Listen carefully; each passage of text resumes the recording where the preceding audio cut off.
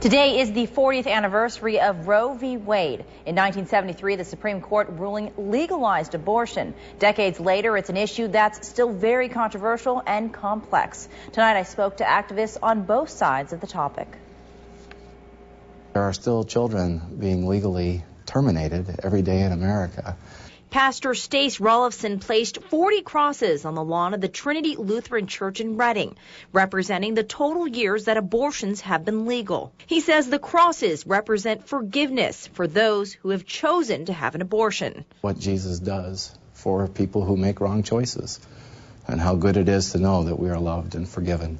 But across town, Rowan O'Connell Barger, the clinic manager of women's health specialists, thinks differently, viewing abortion not as a sin, but as a woman's right to choose. We get to celebrate today that women don't have to die from an unsafe, illegal abortion, and that women get to seek safe, legal health services. And I just think that that's the point people are really missing. A point that has been the center of heated discussions for 40 years since the decision of Roe v. Wade. On the anniversary of the ruling, the Women's Health Specialist Organization held an event for the celebration of choice. More than 100 people came to show their support. Women being supported to be mothers, women being supported by a community that says this is a private decision that a woman should be able to make on her own. A decision that Pastor Stace says needs to be reevaluated. The quick fix is to abort the child. But there are other options, and I think we need to be pro-life in that, how can we care for these children?